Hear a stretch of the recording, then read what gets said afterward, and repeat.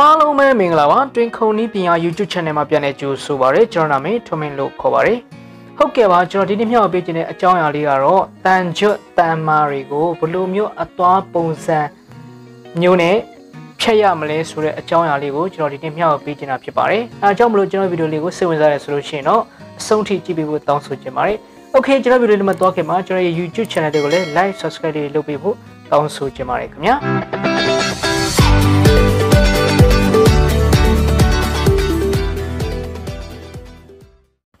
ဟုတ်ကဲ့ပါခင်ဗျာအခုရှေ့မှာမြင်တွေ့ရတဲ့အသွားတွေကတော့ကျွန်တော်တို့ဒီတန်ကျွန်းနဲ့ဒီတန်အမာကိုပေါ့နော်ခွဲခြားပြီးတော့ဒီကျွန်တော်ဖြတ်မဲ့အသွားတွေပဲဖြစ်ပါတယ်ဘယ်လိုပုံစံမျိုးကဘယ်လိုတန်ကိုဖြတ်မလဲဆိုတာကျွန်တော်ပြောပြပေးမှာဖြစ်ပါတယ်အခုကျွန်တော်ဒီပြထားတဲ့အသွားဆိုလို့ရှိရင်ဒီမှာအမြောင်းလေးထည့်ပါတယ်ပေါ့နော်ထိတ်မှာဒီ giant ပုံစံမျိုးလေးကျွန်တော်တွေးထားတာဖြစ်ပါတယ်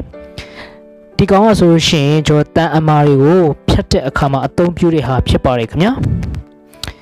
ဒီပါနော်ကျွန်တော်အမြောင်းလေးတွေလှုပ်ထားတာဖြစ်ပါတယ်အဲ့လိုအမြောင်းလေးတွေဖော်ခြင်းအဖြစ်ဒီအသွားအရန်ကိုထက်ပါတယ်နော်အရန်ကိုထက်တဲ့အတွက်ကြောင့်ကျွန်တော်တန်အမာကိုဖြတ်တဲ့အခါမှာကောင်းကောင်းမွန်မွန်နဲ့ချောချောမွေ့မွေ့ပေါ့နော်ကျွန်တော်တန်အမာကိုဖြတ်လို့ရတာဖြစ်ပါတယ်ခင်ဗျာဒီမှာကြည့်ကြည့်နော်ဟုတ်ကဲ့ပါဒီဟာလေးကြောက်လေအတမာကိုဖြတ်တဲ့အသွားပဲဖြစ်ပါတယ်ဒီကောင်ကကိုယ်ပဲဆွဲရင်လဲရတယ်ဘေးကိုဖြတ်လဲရတယ်ပေါ့နော်အတိကတော့ကိုဖြတ်မဲ့ဖက်မှာအဲ့ဒီအမြောင်းလေးကိုဖော်ပေးရမှာဖြစ်ပါတယ်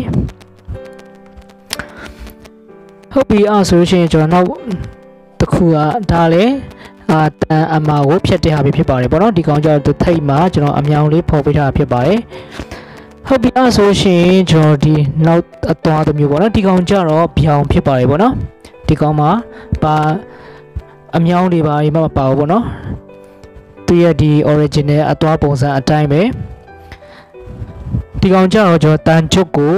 ဖြတ်တဲ့အခါမှာအသုံးပြုတဲ့အသွားဖြစ်ပါတယ်ဒီမှာကြည့်ကြည့်နော်ကျွန်တော်အသွားသွေးအခါမှာကြတော့ဒီကိုဒါကတော့တီးလောက်မယ်လို့ထင်ပါတယ်သဘောပေါက်လောက်မယ်လို့ထင်ပါအသွားကကျွန်တော်သွေးတဲ့အခါမှာအမြဲတမ်းသစောင်းလေးပေါ့နော်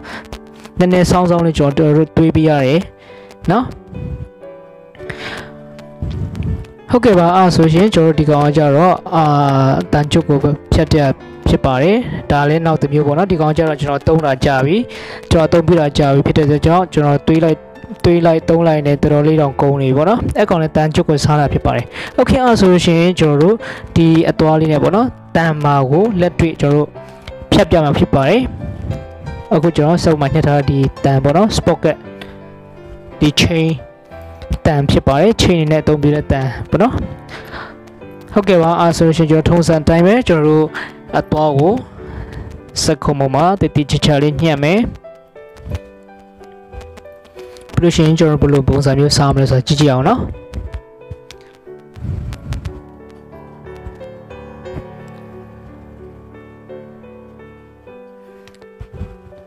ရှစ်တဲ့ကိုဖြတ်မယ်နော်အဲ့ဒီအသွားရဲ့စစောကျွန်တော်လက်ပြထားတဲ့ပုံစံမျိုးပေါ့နော်အဲ့ဒီအပေါက်ဖက်ကိုကျွန်တော်ဖြတ်မှာဖြစ်ပါတယ်โอเคအဲ့ဆိုရင်ကျွန်တော်တို့အထီယူမယ်အထီယူပြီးသွားပြီဆိုလို့ရှိရင်ကျွန်တော်တို့ကျွန်တော်ကတော့ဒါကိုဟိုလောက်ပဲ 1.5 လောက်ပဲ1.5 mm လောက်ပဲကျွန်တော်အစမ်းဒါတော့ကျွန်တော်အစမ်းဖြတ်ပြတာပေါ့နော်အသွားရဲ့ဒီအလုံးလုံးပုံဘယ်လောက်ထိအဆင်ပြေတယ်လဲဆိုတဲ့ဟာလေးကိုကျွန်တော်ပြောပြပေးခြင်းလို့ဒါပဲဖြစ်ပါတယ်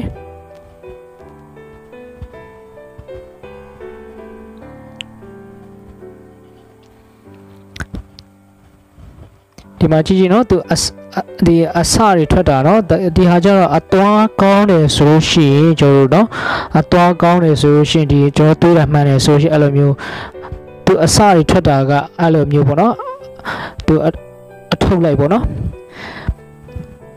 ထက်တယ်အဲ့လိုမျိုးအသွားမထက်ဘူးဆိုလို့ရှိရင်တော့ဒီကောင်ကဒီကျွန်တော်ဖြတ်တဲ့ဟာကအမှုံဒီအဖက်လေးတွေပဲထွက်တယ်ပေါ့နော်တေးသေးလေးတွေပဲထွက်တယ်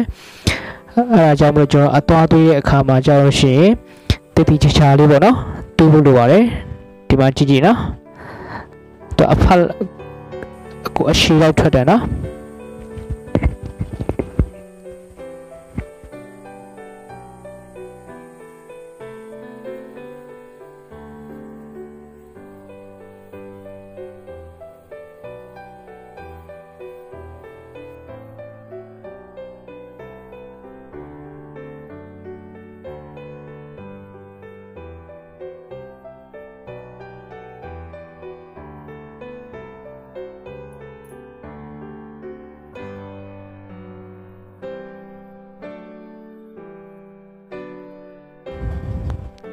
အသွားကကျွန်တော်တို့တကယ်အသွားကောင်းတယ်ဆိုရှင်ဒီမျက်နှာပြင်ကျွန်တော်ဖြတ်ထားရတာနော်လုံးဝညှိစရာတော့မလို့တော့ original ကိုတော့ညီပြီးသားနော်အသွားကောင်းတယ်ဆိုရှင်အခုကျွန်တော်ဖြတ်တဲ့ဟာဆိုရှင်လည်းတော်တော်လေးအဆင်ပြေပါတယ်သူရဲ့ဒီဖြတ်ပြီးသားဟာလေးကလုံးဝချောမွေ့နေရပေါ့နော်ကိုဒီကျွန်တော်ဒီအသွားနဲ့ဖြတ်တဲ့ဟာဖြစ်ပါတယ်ဒီမှာကြည့်ကြည့်နော်လုံးဝချောနေရပဲနော်အဲ့လိုမျိုးဒါကကျွန်တော်ပြပြချင်တာကဒီတန်အမာကိုဖြတ်တဲ့အသွားရဲ့ပုံစံအသုံးပြုတဲ့ပုံစံဖြစ်ပါတယ်ဟုတ်ကဲ့ပါအဲ့ဆိုကျွန်တော်နောက်ထပ်ဒီအသွားနဲ့ပေါ့နော်တန်ချွတ်ကိုဘယ်လိုပုံစံစားမလဲဆိုတော့ဖြတ်မလဲဆိုတော့ကြည့်ကြည့်အောင်ဒီမှာတော့ကျွန်တော်ဆက်ပေါ်မှာညှပ်ပြီးပါပြီအဲ့ဒီအသွားနဲ့ကျွန်တော်တန်ချွတ်ကိုဖြတ်တဲ့ပုံစံကိုကျွန်တော်ကြည့်ကြည့်မယ်နော်ဘယ်လောက်ထိဒီအသွားကိုစောစောကလိုပဲအဆင်ပြေသလားပေါ့နော်ကျွန်တော်ကြည့်ကြည့်အောင်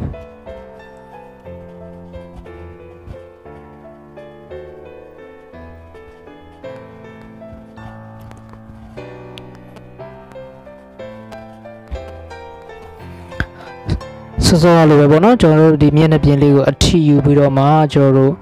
ဒါတော့ကျွန်တော်ကဥပမာအနေနဲ့ပဲဒါညီကိုရီနားလည်အောင်ပြပေးတာပဲဖြစ်ပါတယ်ပေါ့နော်ကျွန်တော်ဒီနည်းနည်းဒီကောင်းကြတယ်ကျွန်တော်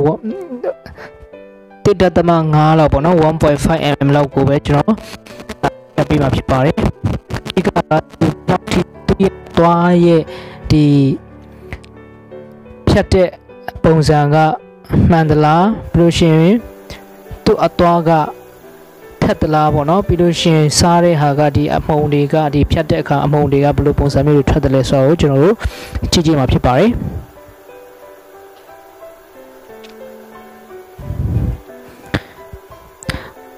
ဟုတ်ကဲ့ပါကျွန်တော်ဒီညီကိုမောင်နှမတွေကိုကျွန်တော်ဒီလိုမျိုးဒီ